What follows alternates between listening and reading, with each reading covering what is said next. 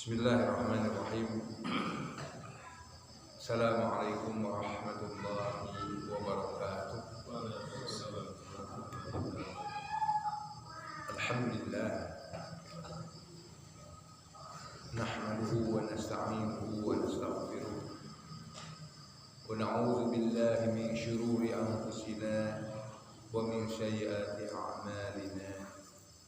Man yahdihillahu fala mudilla lahu ومن يضلل فلا هادي له أشهد أن لا إله إلا الله وحده لا شريك له وأشهد أن محمدا عبده ورسوله الذي لا نبي بعده اللهم صل على سيدنا محمد وعلى آله وصحبه أجمعين قال الله تعالى في القرآن الكريم أعوذ بالله من الشيطان الرجيم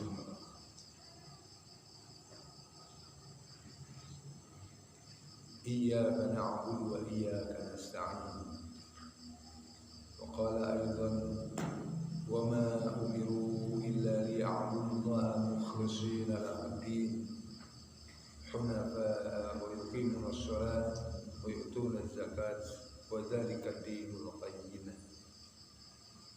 Sadaqallahul azim. Amma ba'd. Hadirin rahimakumullah. Alhamdulillah kita bisa hadir kembali pada kajian pekanan Masjid Ar-Rahman. Sebagaimana disampaikan oleh Ketua DKM barusan bahwa mudah-mudahan hadirnya kita di setiap Jumat malam ini akan menjadi jembatan bagi kita untuk meningkatkan iman dan takwa kita, yang tentu penaikan iman dan takwa kita itu tidak bisa dilepaskan dari adanya penambahan ilmu. Hadirin rahimahumullah, Allah berfirman dalam surah 47 ayat 19. Kata Allah, fa'lam annahu la ilaha illallah wastaghfir li dzambika walil mu'minina wal mu'minat. Maka ketahuilah annahu la ilaha illallah, sesungguhnya tidak ada ilah selain daripada Allah. Wastaghfir li dzambik, maka mintalah ampunan atas dosa kalian. Ulama mengartikan ayat ini sebagai kewajiban pertama bagi seorang mukmin untuk bisa mengenal Allah. Tidak bisa tidak kecuali fa'lam, kita harus mengetahui annahu la ilaha illallah, tidak ada ilah selain daripada Allah. Kita diwajibkan untuk belajar, dan sasaran dari kajian yang kita ikuti itu adalah paham annahu la ilaha illallah. Maka ketahuilah annahu la ilaha illallah, sasaran dari perintah Allah kepada kita untuk mengetahui dalam kata fa'lam. Maka ketahuilah annahu la ilaha illallah, sasarannya adalah paham. Ketika kita paham, maka insya Allah kita itu akan ada dalam ketaatan berupa melaksanakan apapun yang Allah perintahkan dan menjauhi larangan. Tapi lain ketika kita tidak paham tentang Islam, tidak paham tentang apa yang dibawakan oleh Rasulullah SAW, maka kita tidak akan bisa melakukan ketaatan karena tidak paham. Makanya jangan heran kalau setiap Rasul yang diutus oleh Allah Subhanahu wa Ta'ala kepada umatnya itu tujuan pertamanya adalah memahamkan kepada mereka tentang sesuatu yang tidak diketahui oleh mereka. Nah, Allah setelah berfirman annahu la ilaha illallah, kemudian meneruskan dalam kata wastaghfir, dan minta ampunlah. Kita diperintahkan oleh Allah meminta ampun kepada Allah setelah kita diperintahkan oleh Allah untuk mencari tahu, dan kemudian sasarannya adalah paham. Artinya tadi fa'lam, maka ketahuilah, kita mengetahui sasarannya adalah paham. Kalau paham, kita itu akan melaksanakan apapun yang diperintahkan oleh Allah. Tapi ketika kita melaksanakan perintah Allah itu, kita tidak bisa melaksanakannya secara maksimal. Contoh, sholat itu wujud pemahaman kita terhadap kewajiban kita. Tapi kita sadari bahwasanya sholat yang kita laksanakan itu sholat yang jauh dari maksimal. Maka karena kita tidak bisa melaksanakan ketaatan secara maksimal, contohnya dalam sholat, kemudian setelah sholat kita meminta ampunan. Astagfirullahaladzim. Jadi kalimat fa'lam annahu la ilaha illallah wastaghfir lidzambik, wastaghfir di sana Allah memerintahkan kepada kita untuk meminta ampunan itu bukan karena kita melakukan salah dalam ayat ini, tapi kita melakukan ketaatan, tapi ketaatan yang kita lakukan itu ketaatan yang jauh dari sempurna, ketaatan yang tidak akan memuaskan Allah. Nah, itu namanya bagaimana saya sampaikan tadi, mudah-mudahan pertemuan kita di setiap malam Sabtu itu atau malam lainnya atau kapanpun itu dalam konteks kita mencari pengetahuan tentang Islam ini menjadi jembatan bagi kita untuk meningkatkan keimanan ketakwaan kita. Nah, insya Allah pada malam ini pun mudah-mudahan demikian halnya. Dan adapun apa yang akan saya sampaikan pada malam ini adalah berkaitan dengan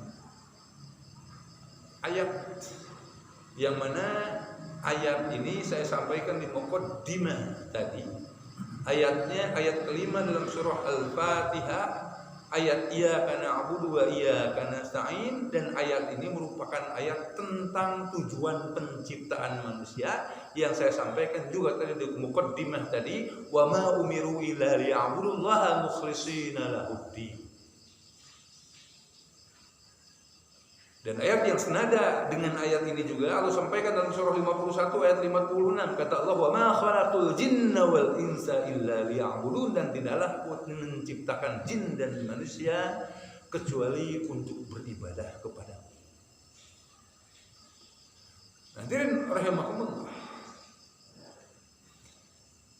Jadi ayat iyyaka na'budu wa iyyaka nasta'in adalah ayat yang berkaitan dengan tujuan penciptaan manusia. Maka jangan heran, jangan aneh kalau kemudian ada ulama yang mengatakan bahwasanya ayat iyyaka na'budu wa iyyaka nasta'in itu merupakan intisari dari surat Al-Fatihah. Dan Rasulullah SAW dalam salah satu hadis beliau mengatakan, beliau bersabda bahwasanya surat Al-Fatihah itu adalah ummul Quran, induknya Al-Quran. Surat Al-Fatihah itu adalah ummul kitab, induknya Al-Kitab. Nah, kalau surat Al-Fatihah itu merupakan induknya Al-Quran, ya, artinya berarti ringkasan Al-Quran itu ada pada surat Al-Fatihah, dan kemudian ayat iyyaka na'budu wa iyyaka nasta'in itu merupakan ringkasan, merupakan intisari daripada Al-Fatihah. Kurang lebihnya bisa disimpulkan bahwasanya ayat iyyaka na'budu wa iyyaka nasta'in itu merupakan ayat yang menjadi intisari Al-Quran secara keseluruhan. Intisari Al-Quran itu ada pada ayat iyyaka na'budu wa iyyaka nasta'in. Padahal masyaallah hadirin rahimakumullah, ada ulama di kalangan tabi'in yang mengatakan bahwasanya Allah menurunkan 114 kitab dan suhuf. Dan intisari dari 114 kitab dan suhuf itu ada pada 4 kitab, Zabur, Injil, Taurat, dan Al-Quran. Intisari dari 4 kitab itu ada pada Al-Quran. Intisari Al-Quran itu ada pada surat Al-Fatihah. Dan intisari surat Al-Fatihah itu ada pada ayat Iyyaka na'budu wa iyyaka nasta'in. Berarti Iyyaka na'budu wa iyyaka nasta'in itu merupakan intisari dari 114 kitab dan suhuf yang Allah Subhanahu wa taala turunkan kepada para rasulnya. Yang hakikatnya tadi ayat Iyyaka na'budu wa iyyaka nasta'in itu adalah ayat ibadah, ayat di mana Allah Subhanahu wa taala menciptakan kita dengan tujuan itu. Wa ma khalaqtul jinna wal insa illa liya'budun. Makanya hadirin rahimakumullah,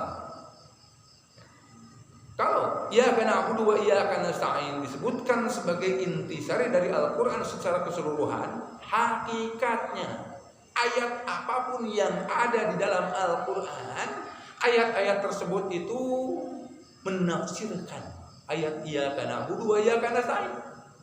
Ayat-ayat itu merupakan ayat-ayat yang berintegritas dengan Iyyaka na'budu wa iyyaka nasta'in. Ayat-ayat itu ayat-ayat yang tidak bisa dipisahkan dari ayat Iyyaka na'budu wa iyyaka nasta'in. Allah dalam Al-Quran mengatakan misalnya Allah itu menciptakan langit dan bumi, Allah menciptakan gunung, menciptakan laut, menciptakan hewan, menciptakan tumbuhan, menciptakan apapun itu. Maka ayat-ayat itu ayat-ayat yang tidak bisa dilepaskan daripada Iyyaka na'budu wa iyyaka nasta'in. Kenapa? Dalam surah 2 ayat 21 Allah Subhanahu wa taala berfirman, "Alladzi ja'ala lakumul arda firasan was samaa'a binaa'a wa anzala minas samaa'i ma'an fa akhraja bihi minas samarati rizqan lakum." Alladzi ja'ala lakumul arda firasan was samaa'a binaa'a. Dialah Allah yang telah menjadikan untukmu bumi ini dan langit. Dan Allah menurunkan hujan, dan dengan hujan itu kemudian tumbuh-tumbuhan. Ya. Dan dengan hujan itu kemudian juga hidup hewan. Ya. Dan kalau Allah menciptakan langit dan bumi itu untukmu, alladzi ja'ala lakumul arda, dan kamu itu diciptakan oleh Allah untuk ibadah, artinya makanya tadi ayat apapun yang ada dalam Al-Quran, baik ayat yang hanya membicarakan tentang bulan, tentang matahari, tidak bisa kemudian ayat-ayat itu dilepaskan begitu saja dari ayat Iyyaka na'budu wa iyyaka nasta'in.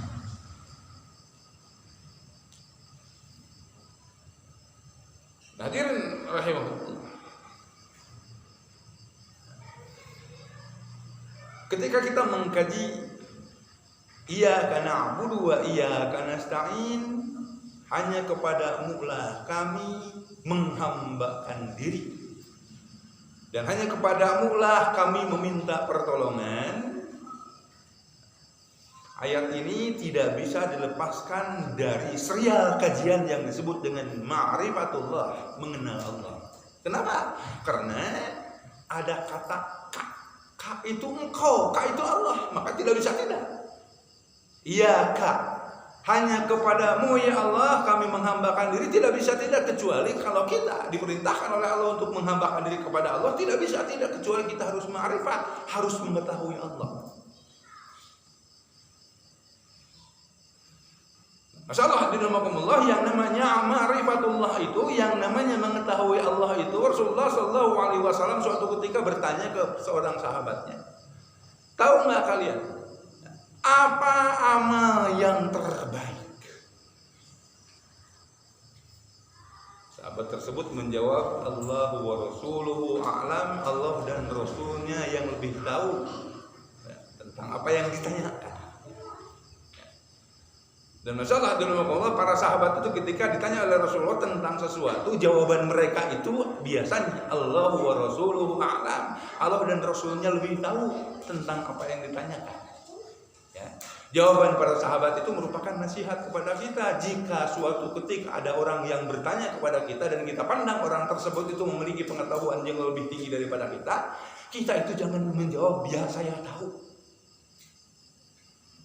Misalnya ada orang bertanya kepada kita, orang itu kita pandang sebagai orang yang memiliki pengetahuan yang lebih tinggi daripada kita. Tahu nggak arti Bismillahirrahmanirrahim? Jangan menjawab ya saya tahu.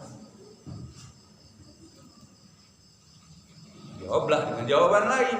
Saya ingin tahu lebih jauh justru. Saya kurang paham loh yang dimaksud dengan Bismillahirrahmanirrahim.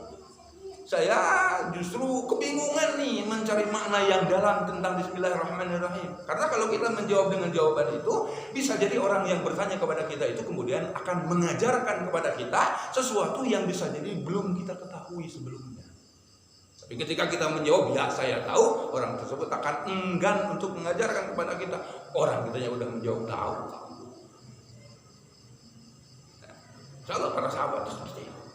Allah wa rasuluhu a'lam, Allah dan Rasulnya lebih mengetahui tentang apa yang ditanyakan. Nah, hadirin rahimakumullah, Rasulullah bertanya kepada sahabat, tahukah engkau apa amal yang terbaik di dalam Islam? Walaupun ya Rasul sering bertanya seperti itu dan Rasul memberikan jawaban yang berbeda. Ketika Rasul seperti itu, biasanya Rasul itu bertanya kepada seseorang yang nggak tahu dalam masalah itu, atau kurang hebat dalam masalah itu. Kemudian Rasul mengatakan seperti itu, dan Rasul mengatakan amal yang terbaik, sehingga orang yang kurang mau belajar itu akan menjadikan belajar itu menjadi prioritasnya. Bagi orang yang kurang mau untuk melaksanakan sholat sunat, maka Rasul akan mengatakan sholat sunat itu adalah amal yang terbaik dan lain sebagainya. Nah, kata Rasulullah kepada sahabat itu, ya, amal yang terbaik itu adalah ma'rifatullah, mengenal Allah. Yang hakikatnya ketika kita tidak mengenal Allah, otomatis kita tidak akan mengetahui hak Allah. Dan juga tentu kita tidak akan mengetahui bahwasanya Allah itu selain punya hak, Allah juga punya kewajiban atas kita. Haknya iyyaka na'budu, haknya itu diibadahi, wa iyyaka nasta'in, dan haknya itu menunaikan apa yang kita minta. Ya, kewajibannya. Haknya itu diibadahi oleh kita dan kewajibannya adalah memberikan apa yang kita minta. Iyyaka na'budu itu bagi kita adalah kewajiban, wa iyyaka nasta'in bagi kita itu adalah hak, maka bagi Allah sebaliknya. Kalau iyyaka na'budu bagi kita kewajiban, maka bagi Allah diibadahi itu adalah hak. Wa iyyaka nasta'in kita memiliki hak setelah kita ibadah, maka Allah memiliki kewajiban setelah haknya dipenuhi oleh kita. Hadirin rahimakumullah. Kajian tentang ma'rifatullah, yang tentang Allah itu zat yang memiliki asmaul husna. Allah itu adalah Rabbuna. Ya. Dan insyaallah kata Rasulullah dalam salah satu hadis, barang siapa yang mengatakan Rabb kami itu adalah Allah, ya, barang siapa yang ridha dan kita mengatakannya, man qala raditu billahi rabba, aku ridha, aku puas menjadikan Allah sebagai Rabbku, Rasul sebagai Muhammad sallallahu alaihi wasallam sebagai Rasulku, dan Islam sebagai agamaku, kata Rasulullah, dakhala jannah, maka orang tersebut itu wajib untuk masuk surga. Dengan catatan kitanya puas, dengan catatan kita mendawamkannya untuk menyatakannya. Dan ya, ada ulama yang berpendapat bahwasanya keharusan kita untuk mengatakan raditu billahi robba wa bil islami dina wa bi muhammadin nabiyya wa rasulullah itu tiga balikan setelah kita menunaikan sholat subuh dan setelah kita menunaikan maghrib atau isya. Masuk dalam al-ma'zurat. Nabi Muhammad, ketika kita mengkaji tentang iyyaka na'budu wa iyyaka nasta'in, maka bukan berarti kita harus ma'rifat kepada Allah karena dalam iyyaka na'budu ada kata ka. Tapi iyyaka na'budu wa iyyaka nasta'in juga mengandung pengertian bahwasanya kita itu harus berla ilaha illallah. Hanya kepadamu kami menghambakan diri. Kalau menghambakan diri tidak bisa tidak kecuali dengan mengucapkan la ilaha illallah. Dan la ilaha illallah itu ya pertama Kalimat yang dibagi ke dalam dua bagian. Bagian yang pertama adalah menafikan ilah, meniadakan Tuhan, meniadakan sesembahan, meniadakan sesuatu yang kita harapkan, meniadakan sesuatu yang kita takuti, meniadakan sesuatu yang kita cintai, illallah, kecuali Allah. Kalimat ikhlas. Karena kalau masih ada yang kita takuti selain daripada Allah, berarti kita itu tidak ikhlas, tidak murni ketakutan kita itu hanya kepada Allah. Kalau masih dalam kehidupan ini kita masih menggantungkan diri kita kepada selain daripada Allah, berarti la ilaha illallah kita itu belum ikhlas, karena masih juga ada yang kita harapkan selain daripada Allah.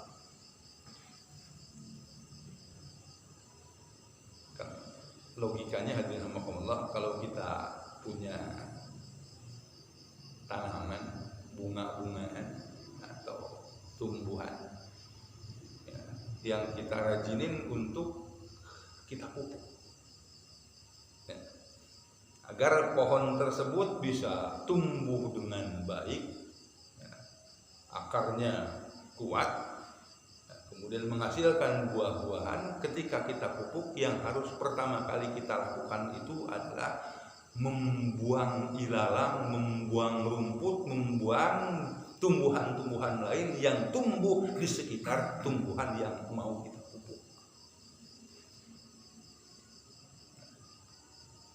Kalau kita tidak membuangnya, yang akan terjadi adalah pupuk yang akan kita siramkan itu dimakan oleh mereka, sehingga tumbuhan yang rencana kita pupuk itu tidak akan tumbuh besar, tidak akan tumbuh dengan maksimal. Hadirin rahimakumullah. Jadi tidak bisa tidak, ketika kita mengkaji tentang iyyaka na'budu wa iyyaka nasta'in, kita itu akan mengkaji tentang syahadatain, tentang dua kalimat syahadat. Kalimat syahadat pertama yaitu asyhadu an la ilaha illallah, kalimat yang memahamkan kepada kita bahwasanya ibadah itu dilarang. Illallah, kecuali kepada Allah. Nah, pun kalimat syahadat yang kedua, kalimat yang memahamkan kepada kita bahwasanya ibadah kepada Allah itu dilarang, kecuali mengikuti Rasulullah SAW. Makanya ketika kita mengkaji iyyaka na'budu wa iyyaka nasta'in, selain daripada kita mengkaji tentang ma'rifatullah, kita juga mengkaji tentang ma'rifatur Rasul.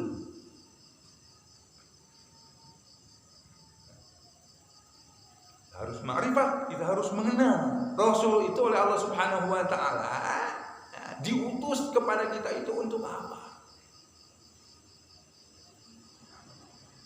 Misinya apa? Ya jangan sampai kita yang mengucapkan dua kalimat syahadat yang keduanya itu tidak kita laksanakan secara maksimal, dalam wujud kita tidak melaksanakan apa yang menjadi misi diutusnya Rasulullah SAW oleh Allah Subhanahu wa taala.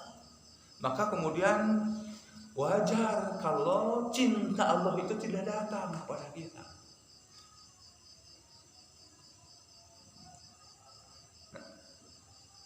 Wajar menghirup begini salah, begitu salah.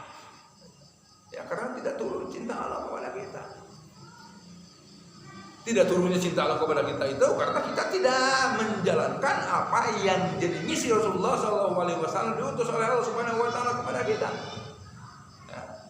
Rasul itu kan, misi diutusnya Rasul itu wa ma arsalnaka illa kafatan linnas, dan tidaklah aku mengutusmu dan tidaklah kami mengutusmu ya Rasulullah kecuali kafatan linnas, untuk semua manusia.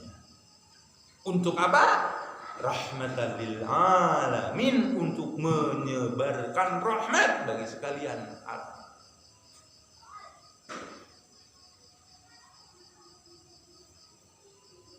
Jadi kalau kita ingin dicintai oleh Allah, maka lakukan apa yang dilakukan oleh Rasulullah. Karena Allah berfirman dalam surah 3 ayat 30, "Qul in kuntum tuhibbunallaha fattabi'uni." Katakan ya Rasulullah, in kuntum tuhibbunallah, kalau kalian itu mencintai Allah, fattabi'uni, maka ikuti aku. Kalau kita mengikuti Rasulullah, Allah menjamin. Apa jaminan dari Allah? Yuhibbukumullah, Allah akan mencintai kalian. Wujud cintanya Allah kepada kita, yaghfir lakum dunubakum, Allah itu akan mengampuni dosa-dosa kalian.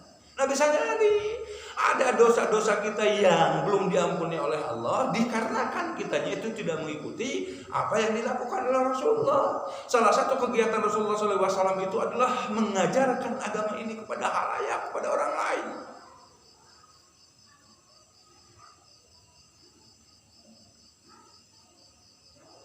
Hadirin rahimakumullah, kalau kita mendapatkan ampunan Allah, saya sering menyampaikan yang Allah janjikan dalam surah Nuh itu, yursilis sama alaikum midrara, akan menurunkan butiran-butiran hujan, dan butiran-butiran hujan itu adalah butiran-butiran hujan yang rahmat, bukan musibah. Jadi kalau kemarin sampai terjadi di kampung kita, dari zaman dahulu kala itu tidak pernah terjadi di kampung kita itu banjir. Kemarin itu terjadi banjir, harus bertanya ada apa? Dosa.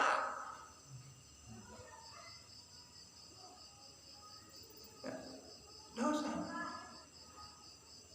Jelas, ma asabakum min musibatin fabima kasabat aydikum, apapun yang menimpa kepada kalian dari berbagai macam musibah, fabima kasabat aydikum, itu adalah dikarenakan ulah kalian.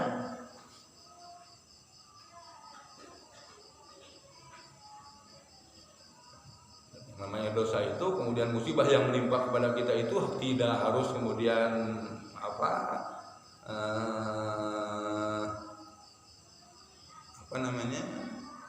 sanksinya itu sama. Jadi kalau banjir itu karena saluran got mampet, tidak selamanya seperti itu, walaupun itu adalah dosa. Karena kalau senantiasa diartikan banjir itu dosa kita karena kita membuang sampah sembarangan, di zaman Nabi Nuh itu tidak ada orang membuang sampah sembarangan, tapi banjir terjadi itu mendunia. Atau adalah misalnya orang yang buang sampah sembarangan di zaman Nuh alaihissalam, tapi kan banjirnya itu tidak mendunia. Yang jelas musibah apapun itu bentuknya, termasuk diantaranya banjir, fabima kasabat aydikum, itu karena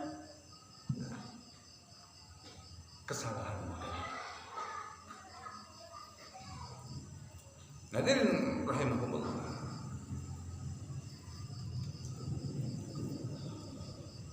aneh, ramai kan di medsos. Ketika kita diantaranya mengupayakan diri untuk mau mencontoh Rasulullah, dan sesungguhnya harus mencontoh, karena Rasul begini, jujutannya itu Allah menciptakan kita untuk ibadah, ya, agar kita bisa tahu ibadah seperti apa yang Allah Subhanahu wa taala inginkan dari kita. Maka Allah menurunkan Quran dan Sunnah. Agar ada yang bisa menjelaskan Quran dan Sunnah itu, maka Allah mengutus Rasulullah SAW. Maka apapun yang Rasulullah lakukan, apapun yang Rasulullah perintahkan, apapun yang Rasulullah larang, apapun yang Rasulullah ucapkan, apapun yang Rasulullah SAW diamkan atas para sahabat, hakikatnya semuanya itu berdimensi pengajaran kepada kita untuk ibadah kepada Allah. Suka aneh, Ustaz katanya, kan kalau mengikuti Rasul itu, kan Rasul itu selamanya dibimbing oleh wahyu. Jadi ketika Rasul salah itu langsung diingatkan. Maka oleh karena itu kita itu jangan mencontoh Rasul, karena kita itu tidak dibimbing oleh wahyu kan. Kok ini orang aneh. Kalau kita tidak mencontoh Rasulullah, lantas mencontoh siapa?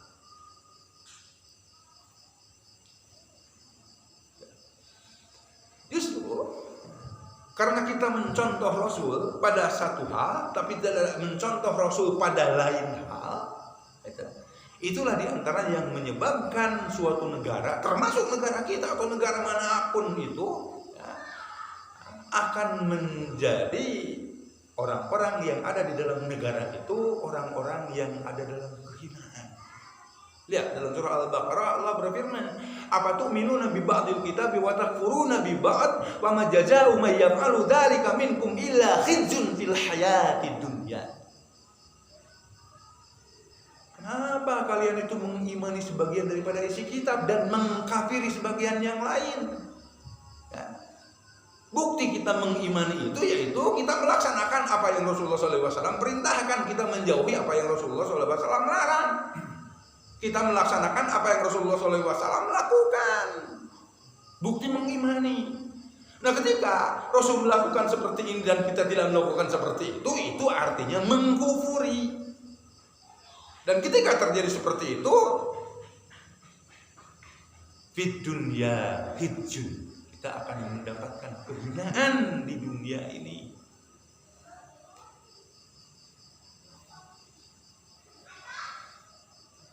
Hadirin rahimahumullah.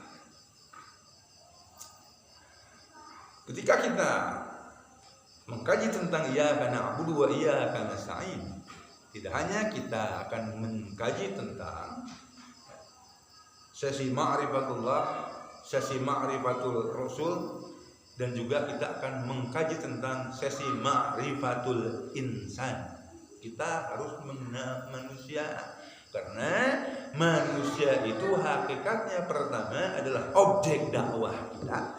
Yang berikutnya manusia itu hakikatnya adalah teman seperjuangan kita setelah manusia itu ya, terdakwahi oleh kita dan kemudian mereka barengan dengan kita dengan suatu tugas untuk menegakkan kalimat Allah. Jadi ngaji itu harus ada target, harus ada tujuan. Ya, menegakkan kalimat Allah itu lokal-lokalnya aja deh, kan think locally, think globally, act locally gitu kan ya. Jadi kalau mikir itu global, mondial, mendunia mikir itu. Bagaimana Islam menjadi rahmatan lil alamin, tapi dalam actingnya itu ya locally, yang lokal-lokal aja. Bagaimana kita menegakkan kalimat Allah itu di kedekaiman ini. Bagaimana agar orang-orang di sekitar kedekaiman ini menjadi orang-orang yang memiliki curiosity, memiliki kepenasaran, memiliki keinginan untuk tahu tentang Islam. Kemudian barengan bagaimana menegakkan Islam. Pertama, menegakkan Islam itu dalam diri kita masing-masing. Insya Allah ketika Islam itu tegak dalam diri kita, maka Islam itu akan tegak dalam di masyarakat kita. Jadi ada ayat yang terkadang saya bacakan ketika saya memimpin sholat dalam surah 17 ayat 84 kalau tidak salah. Allah Subhanahu wa taala berfirman, wa qul ja'al haqq wa zahaqal batil innal batila kana zahuqa. Katakanlah ya Rasulullah, sesungguhnya ketika hak datang, ketika kebenaran datang, maka yang namanya kebatilan itu akan lenyap. Tapi tentu yang namanya hak ketika datang dan kemudian akan mengalahkan kebatilan, dengan catatan para pengusung haknya itu memiliki ciri. Cirinya para pengusung hak itu sebagaimana para pengusung kebatilan pun memiliki ciri. Kenapa mereka itu bisa mengalahkan para pengusung hak? Karena pengusung haknya itu oleh Allah Subhanahu wa taala di ayat-ayat sebelumnya ya diberikan klasifikasi, berikan ciri bahwasanya para pengusung hak itu adalah orang-orang yang mesti memiliki hubungan yang kuat dengan Allah. Yang difirmankan, "Qimis sholata liduluki syamsi ila ghasaqil laili wa qur'anal fajr. Inna qur'anal fajri kana mashhuda." Ketika kita menginginkan hak itu menang, hak itu tegak, hak itu ada di atas, hak itu menjadi dominan, maka kita sebagai pengusung hak itu harus menjadi orang-orang yang memiliki hubungan yang kuat dengan Allah di Simbolkan kita itu sebagai orang yang menjaga sholat 5 waktu kita di masjid. Awas, sholat 5 waktu yang sehari itu, yang 5 waktu itu harus di masjid. Kalau Jumatan sih cukup sepekan sekali, jangan sehari 5 kali. Cirinya harus seperti itu. Kalau hak itu ingin menang, ya kirinya aqimis sholat dari dulu kisyamsi ila ghasaqil laili wa qur'anal fajr, terutama wa qur'anal fajr waktu subuh. Innal qur'anal fajri kana masyhuda. Dan kemudian para pengusuh hak juga adalah orang-orang yang memiliki hubungan yang kuat dengan Allah, yang diungkapkan oleh Allah dalam kalimat wa minal laili fatahajjad bihi nafilatan laka asa ayyab'atsaka rabbuka maqaman mahmuda. Dan kemudian para pengusung hak juga adalah orang yang mengatakan wa qul rabbi adkhilni mudkhala sidqi wa akhrijni mukhraja sidqi waj'al li min ladunka sultanan nasira. Baru kemudian turun ayat, ya, wa qul ja'al haqqu wa zahaqal batil. Ada kisah menarik yang berkaitan dengan siapa namanya Salahuddin Al-Ayyubi yang telah menaklukkan Konstantinopel. Salahuddin itu suatu ketika bertanya kepada pasukannya, siapa di antara kalian yang tidak menunaikan sholat berjamaah di masjid? Tidak ada satu pasukan pun yang berdiri. Salahuddin berkata, kalau di antara kalian ada yang tidak menunaikan sholat berjamaah di masjid, maka berdirilah. Tidak ada yang berdiri. Wajar kemudian kalau Salahuddin Al-Ayyubi itu dengan pasukannya bisa mengalahkan Konstantinopel. Tapi kemudian Salahuddin Al-Ayyubi bertanya lagi, adakah di antara kalian yang sejak baliknya itu pernah meninggalkan qiyamul lail? Baru ada beberapa orang, banyak orang yang berdiri karena di antara mereka itu ya, ada yang suka meninggalkan sholat tahajud. Padahal kan tadi waqul ja'al haqqu wa zahaqal batil innal batila kana zahuqa itu wa minal laili fatahajjad bihi. Para pengusung haknya itu adalah orang-orang yang senantiasa menghidupkan malamnya dengan sholat tahajud. Dan ketika Salahuddin Al-Ayyubi berkata lagi dengan perkataan yang berikutnya, adakah di antara kalian yang sejak balik pernah meninggalkan sholat berjamaah dan pernah meninggalkan tahajud? Baru semua pasukannya berdiri. Jadi kalau sejak balik itu ada di antara mereka yang meninggalkan sholat tahajud dan meninggalkan sholat berjamaah. Kecuali yang tidak berdiri itu adalah Salahuddin Al-Ayyubi sendiri. Sejak balik itu tidak pernah meninggalkan, tidak pernah ketinggalan sholat berjamaah di masjid. Sejak balik itu tidak pernah meninggalkan sholat tahajud, hanya beliau sendiri. Maka wajar kemudian ya, beliau itu diberi amanat oleh Allah Subhanahu wa Ta'ala, mendapatkan amanat dari Allah Subhanahu wa Ta'ala, menjadi orang yang bisa menaklukkan Konstantinopel yang padahal dihitung dari hitungan jumlah pasukan kaum muslimin pada saat itu kalah dari mereka, dihitung dari peralatan pun, persenjataan pun kalah. Dan alhamdulillah, mungkin kurang lebih itu kajian kita akan pada kesempatan ini.